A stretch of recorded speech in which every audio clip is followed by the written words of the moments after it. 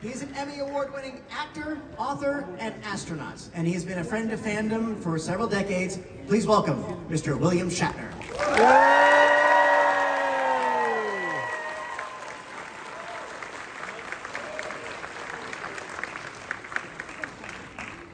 Hello, everybody. Whoa! It's good to see you all. So, the question always is, in front of a strange audience, how do you start? How do you warm the audience up? So I'm going to tell you a story of disappointment. Yeah! That'll warm you up. So among the things he said about what I do is I drive fast. I used to drive fast cars. I haven't done so in a while. So I'm fascinated by fast cars. And so I was invited to a kind of competition where a lot of celebrities drove a fast car around the track and, drive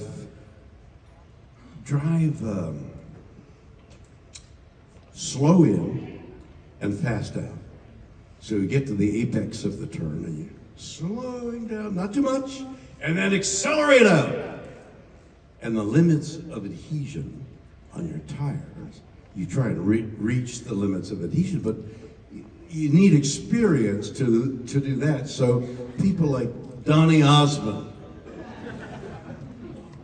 going too fast down the runway, there's an abrupt right-hand turn, and he waits too late to put on the brakes, and if you do that, you scrub and you go in a straight line because your tires aren't reaching the adhesion, and he went up a flagpole and fell back, and for years now, they've played that film to those occasions. Don't do this. So Donny Osmond has that trail behind him.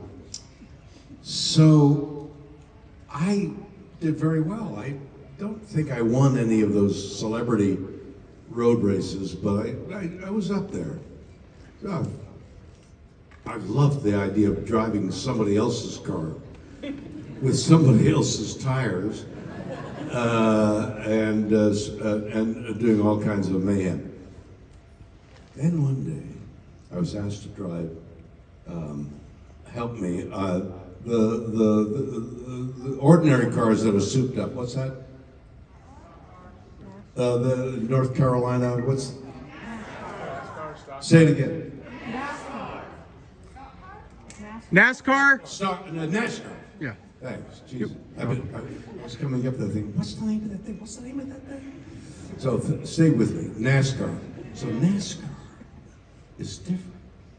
NASCAR, you drive fast, like 190 miles an hour. It's got a dam, sort of a blade on the back trunk, which, because the air flows over it, suppresses the back tires. So the edict there is fast in and faster out. But my whole training, my whole instinct, our survival is slow in, fast out. No, faster in, fast out.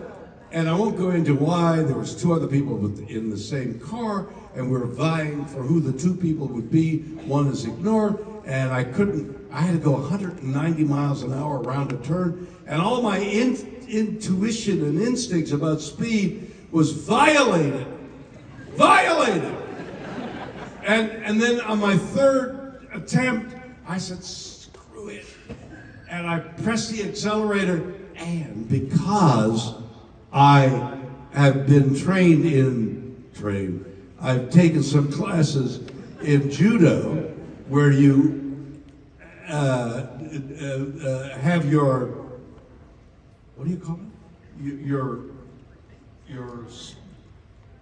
Your guts. What's it called? Oh my Lord. Anyway, you're supposed to, okay?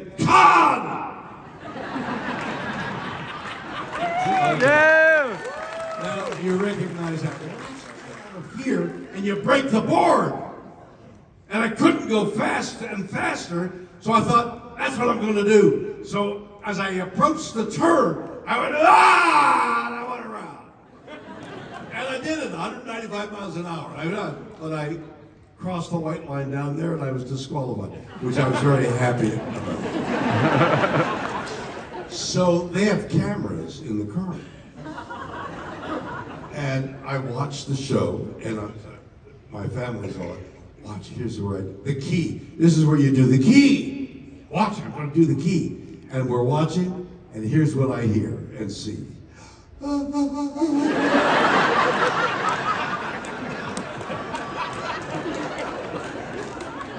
So the disappointment has nothing to do with that. It merely whetted my appetite for fast cars. So about 6 months ago, one of the best lawyers in Los Angeles married to a lady, a wonderful lady, who produces a show that shows you the making, like the refurbishing of a car, like taking an ordinary car and making it a race car, making it, I guess, a NASCAR, close to a NASCAR. So she said, how would you like to do the show? All you got to do is come in and tell us what kind of a car you'd like to have done, and we'll do it for you. And then, so you come in once, and then the months go by, and we'll fix it up. Then we'll call you, and we'll do the finale. Oh my God, look at that car! And you drive off, and it's your car. Well, I said no. I said, yes, that sounds like a dream come true. I'd like to do that. So I go in, and they say, what kind of a car do you want souped up? And I said, you know, this Camaro, with that hulking thing. Two people in the Camaro dealership.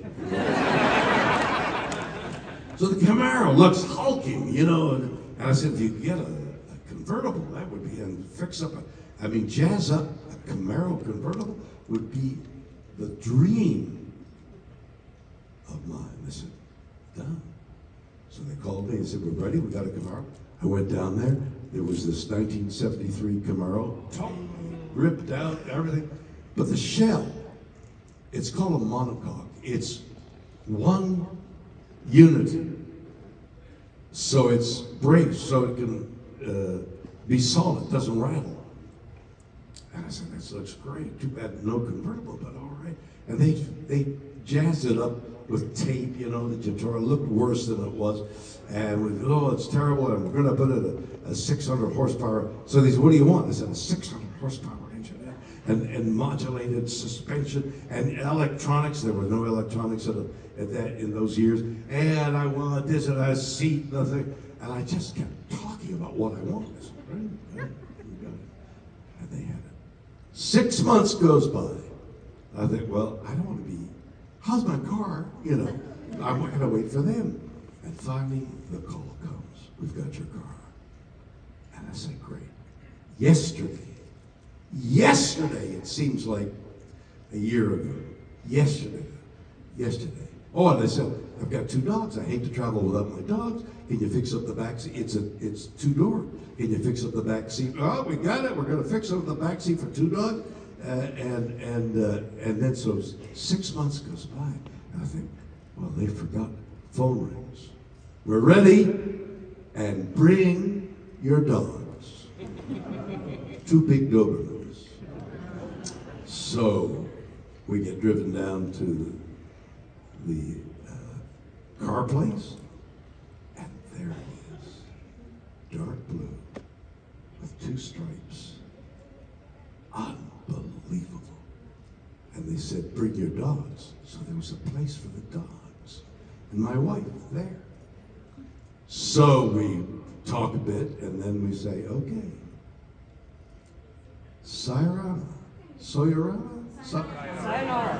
Goodbye.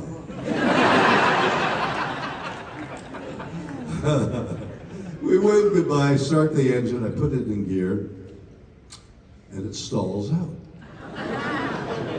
Look, the captain's come running. I got you here. We got an adjuster. We got it set for a higher idling. You should be good now. And I put it in gear. And it just stalled out. Get on the freeway. And it stalls out. Rush hour freeway on Highway 5 in Los Angeles. And Liz is trying to put it, it's hard, and we start the engine, and I put it back. Boom! It starts, and the dogs are in the exit in the back, and we're going, and we stall out. 6 times in 20 miles, it stalls out. The engine won't go. The thing is, and I get my wife on the phone. Tell them, and they said, I said, did you trial drive this thing? They said, no. Yours is the trial drive. No side view mirrors don't work. The windows don't work. The air conditioning doesn't work. Nothing works. The only thing that works is a stalled out engine. And I want to get home, and I got 2 dogs in 90-degree heat in rush hour traffic with all that fumes coming in. My dogs, my dogs, me, and my wife. No, my wife, me, and my dog. No, my wife, my dogs, and me. And it was, we were so close to dying, and people were honking, what's that fool doing? You seen those fools on the road? One of them was me. I get home, I leave it on the street, and meanwhile I'm calling them saying, hey, this doesn't work, that doesn't work, and the whole thing doesn't, I live up on a hill, so the car is just 15 miles an hour, just makes it to the top. I leave it on the street, and I said, called in, I said, get this thing. And they said, well, yeah, we're gonna fix it, we're gonna fix it. And that was my fast car, my dream car that these specialists made for me. That's I bring my disappointment to you.